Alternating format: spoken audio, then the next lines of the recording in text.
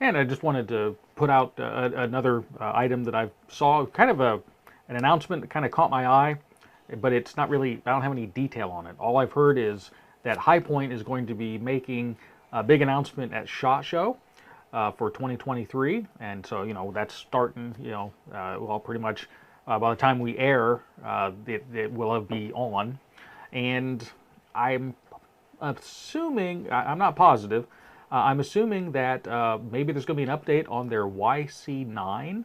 They've only been promising this pistol for 2-3 years now. So finally, a High Point that is kind of like a modern, pistol. That's what I've been waiting for, Craig. That's what, yep, yeah. Something that is in today's class. Yep.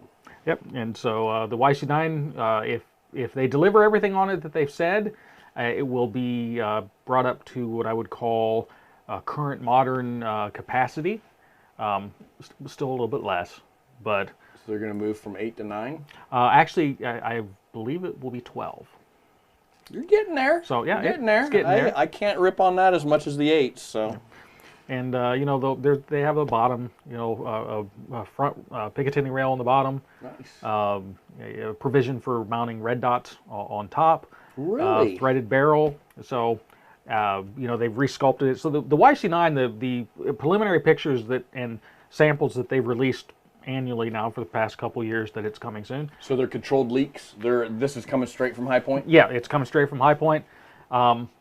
I'm kind of, actually, you know what, I got to give High Point some props here. I've been pretty rough on them, slinging mud, but I'm starting to become a High Point fan as much as I possibly can. If they do actually put a mounting, what is that called? The plate that you pull out so you can put a red dot. Well, there's this different, Glock has the MOS plate. Yeah, that's what I was looking for. So there's they have something cut. similar to that. It's going to be something similar to that, where they'll make different adapters that can replace the rear sight to you can put different red dots on. That's impressive. So I mean, that would put them ahead of some of those people that I've been, as far as, I don't believe Taurus has that option on any of their 9s, do they? Actually, no, Taurus does. Do they? Yeah. Am I missing? Throw me out somebody that might not have taken that step yet in the.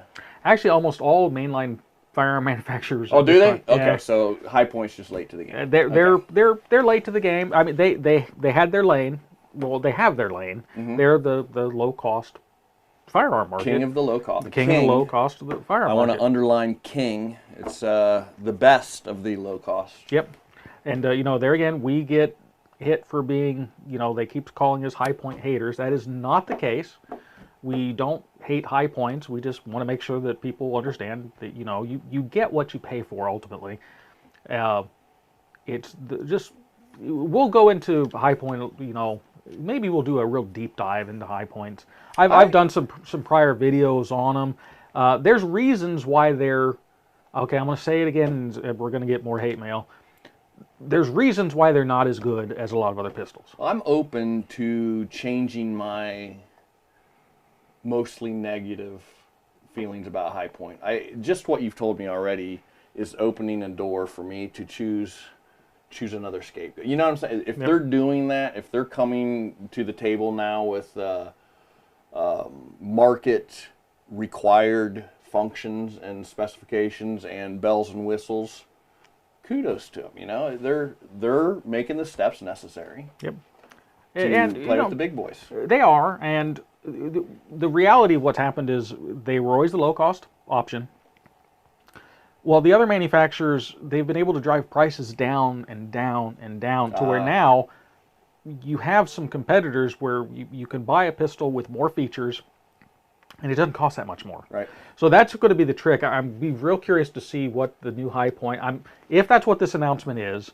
I'm kind of hoping, because I'd like to get my hands on one. It's an educated guess. You're in the know. You've got contacts. So yeah, there's hopefully, a good chance. yeah, hopefully, we'll see. The fact that they released their 10mm and it has a lot of the styling of the new YC9, so that means they're putting some of this stuff in production. Mm-hmm. So it's only a matter of time. And I understand retooling. They already have a product that sells a lot, sells well. So replacing that with another product, that would be difficult, and there's some cost to that.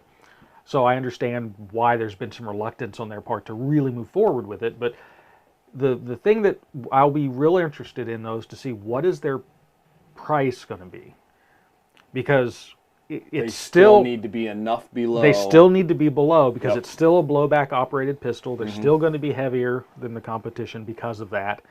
And there again, once again, for people who don't know, a blowback operated firearm uses the weight of the slide to counteract the energy of the bullet going out. So the barrel and the slide are not locked together. So to make sure that it doesn't have a catastrophic blowout, which can be, it could kill you if, you know, it uses the weight of the slide to slow that process down so the chamber pressures can drop before the chamber opens to eject the empty case. And what's the alternative? Most other 9mm pistols, the barrel locks to the slide, and as the slide they're recoil operated, so as the slide recoils back, then it unlocks. But that whole process takes, it's milliseconds, and it allows the chamber pressures to drop. With a blowback operated, it's just the weight of the slide that's there, and so it's got to be heavier. And that's always been one of the big issues with the high points, is they're heavy. But you know, I'm intrigued by the prototypes of the YC9 that I've seen. So I'll be real curious to see if the big announcement is that they're finally going into production. And I can't wait to get my hands on one, just to try it out. I'm with you on that. I'm with you. So we'll see. Fingers crossed. I hope you've enjoyed this clip from the Craig's Gun Channel Random Shots program.